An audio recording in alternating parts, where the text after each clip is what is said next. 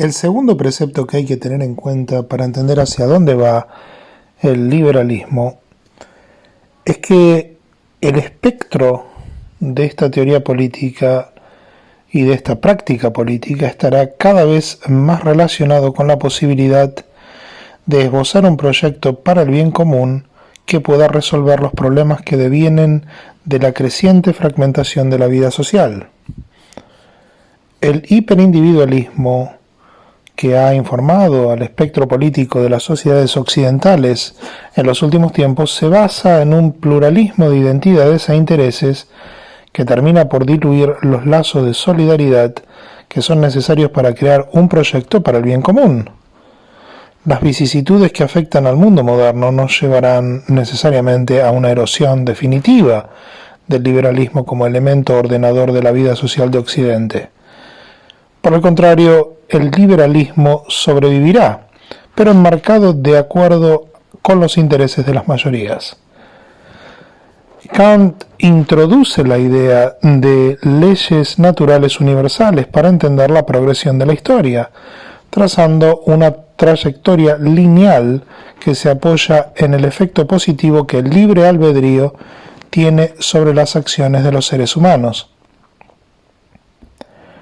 El filósofo alemán esboza una noción de la historia centrada en la posibilidad de progreso acumulativo y lineal. Kant explaya una visión bastante optimista de las relaciones humanas y de la capacidad del ser humano de promover el bien personal y el interés general. Según Kant, promoviendo intereses personales, los seres humanos pueden hacer que se cumpla la intención de la naturaleza, la cual siempre tiene consecuencias positivas. La visión kantiana incluye una perspectiva de la historia en la cual la materialización del progreso reside en la especie y no necesariamente en el individuo. Este concepto kantiano hace que la visión de la historia no esté específicamente ceñida a la voluntad personal, sino a la capacidad de las colectividades nacionales de Occidente de enfrentarse exitosamente a los desafíos que éstas deben enfrentar en un momento histórico específico. Esto implica que el desarrollo de ciertas habilidades derivadas del uso de la razón solo puede ser materializado en el curso de muchas generaciones. Este edificio conceptual es de suma importancia para entender la imposibilidad de que la política pueda servir para satisfacer los intereses de todas las personas en todo momento y en toda situación. La incapacidad de reconciliar las necesidades materiales y metafísicas del ser humano llevará a un acotamiento temporal del liberalismo, pero no a la definitiva supresión de la primacía de la libertad individual sobre cualquier otro precepto político. Por otra parte, siguiendo la línea marcada por Kant, el legado liberal debe estar enmarcado en la necesidad de materializar los intereses de las mayorías, lo cual no implica que deba renunciarse a la voluntad de respetar formas de vida y pensamiento que no se ajusten al canon que prevalezca en el ámbito social. El liberalismo, en la manera en la cual se manifiesta en la actualidad, ha dejado de lado la necesidad de subrayar la relación entre las necesidades materiales del individuo y aquello que no puede ser entendido en términos racionales.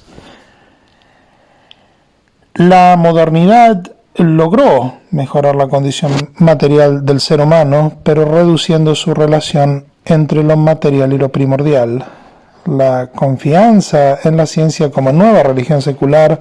e instrumento de redención de la humanidad de la ignorancia en la cual se encontraba sumida debido a la confianza ciega en la autoridad civil y eclesiástica, se centra en la afirmación de que el ser humano es la medida de todas las cosas. El elemento negativo incorporado en dicha percepción es la idea de que no hay un propósito predeterminado y ulterior a la existencia del ser humano. Según Bertrand Russell, la idea de que la existencia humana tenga un propósito ulterior no tiene utilidad científica, ya que la ciencia propone la autonomía del mundo físico. De todas maneras, el liberalismo encuentra su límite en el momento en que no logra eliminar la idea de trascendencia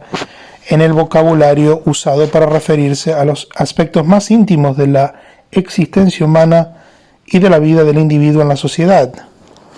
En efecto, luego de la Segunda Guerra Mundial,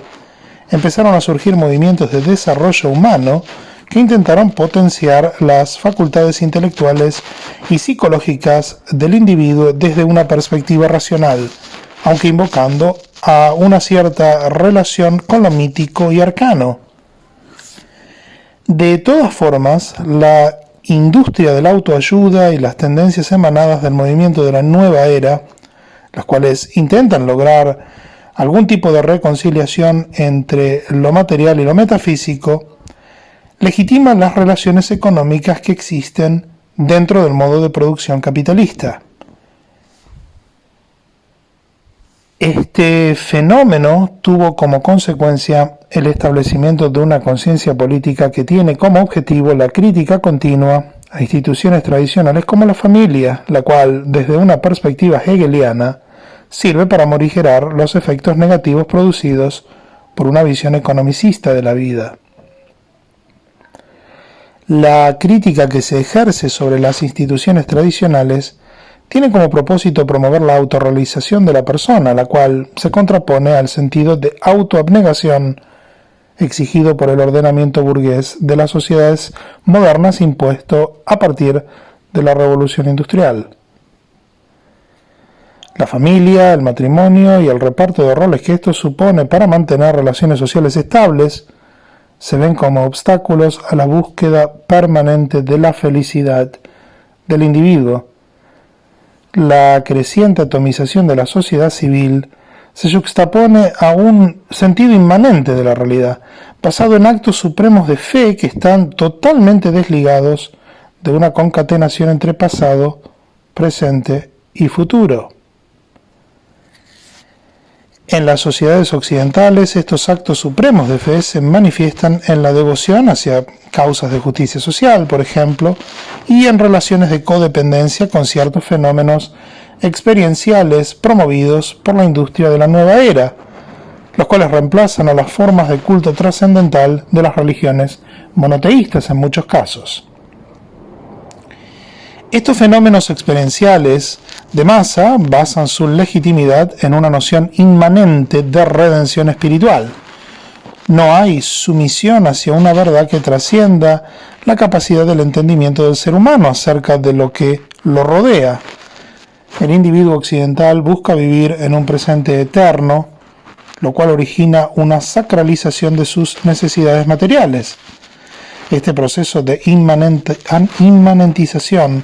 fomenta un sentido profundo de individualismo que empieza a ser acotado por catástrofes